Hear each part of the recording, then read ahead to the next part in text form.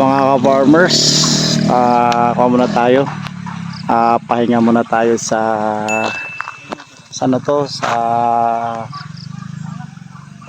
paggagawa ng bahay kubo. May project tayo sa labas, pero may nag-order kasi sa akin ng mga tubular at saka yung pambubong, yung long span. Ang haba ay 35 feet. Ito sa ngayon sinasakay namin sa Rosco.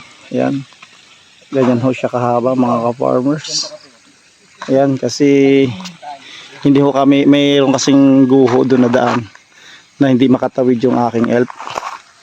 Yan, kaya yung mga karga ho, tinatransfer ho namin dito. Tapos saka naman namin tatawid yung Rosco na yan. Abangan nyo na lang, mga ka-farmers. Halip na isang biyahe lang sana ng aking elf, magiging 4 hanggang 3 biyahe. Ganyan na rin ho, ka-farmers, nasa bandang guhoan kami. Ayan o, mga ka-farmers. Tapos yan. Tapos may view ho to na Bulacan. Yun ho yung view ng Bulacan. Yan, mga farmers. Yan. Yung ang view dito. Yan.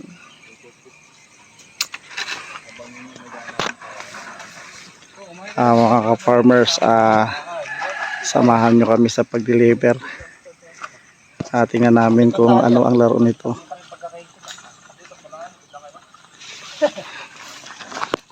Baka naman makakuan yan. Okay na kanyan? Kaya ako, mga ka-farmers, hindi ko kami makakatagos kasi uka na ho yan. Kung tingnan nyo yung aking Rosco, yan. Yan, kunti na lang ang sobra, kaya nakakatakot na ho yung egg. Kaya yun na lang ho yung ginagamit namin, Rosco na lang. Yan. Kasi pag sa elf po, hindi na kaya ho ng elf kasi baka gumuho pag masyado mabigat ang karga namin. Yan, malalim pa naman ho, mga ka-farmers. Pero sa ngayon siguro hindi muna ako ka-farmers, ka-construction. Farmers, ito na yung last biyahe namin.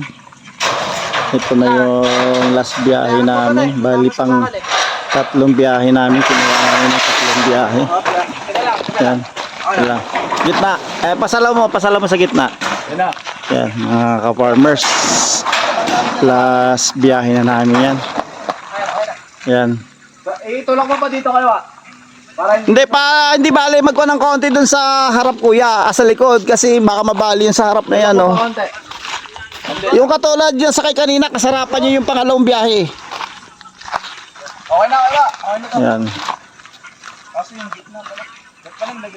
Bali ito, mga ka-farmers, huling biyahe na namin to. Pangatlong biyahe na namin to. Yan, nandito kami sa lugar ng kabundukan.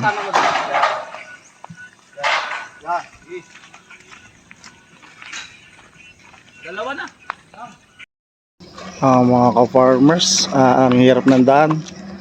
Tapos ang haba ng yerong karga. Yan, mga ka-farmers.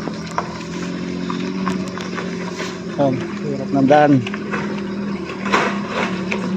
Yan. Kakampay-kampay yung aming kampay-kampay yung aming yer. Yan.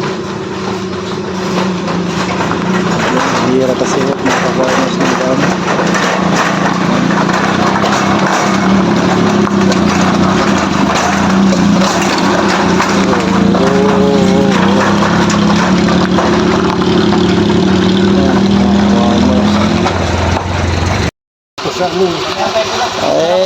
Kaso lang maganda sana ho yun, kaso nga lang ang hirap ibiyahe ho.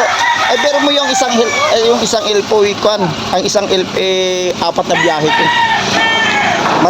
Marami kaming oras na inuubos. Pagkuha na lang, sir, no? Kailangan nyo na lang. Ikuha na lang sa akin. Ano na, nag-ano na sila, nag-uukay na sila. Di pa rin Jer gumagawa?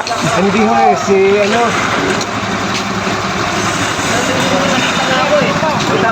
Mario. Ay, Mario. Gusto mo kinakakami doon. Roso, kinakakami siya. Sige, sir, pagkuhan.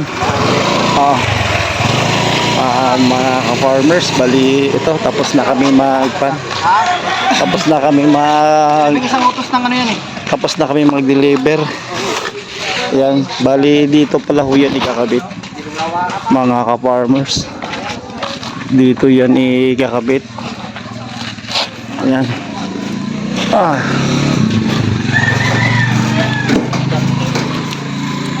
Ito pala natin ka-farmers kakabit yan. Yan. Bali malalim na malalim to mga ka-farmers ang likod. Bangin na bangin ho to mga ka-farmers. Yan o ka-farmers. Napakalalim yan mga ka-farmers. Yan. Napakalalim yan. Tapos yun ay bayan ng Montalban. Yung lugar na yan masyado lang maulap kaya hindi makita yung mga bayan. Ang totoo dito mga ka-farmers pag ka-farmers pag hindi maulap po ay nakikita ang Metro Manila dito. Yan.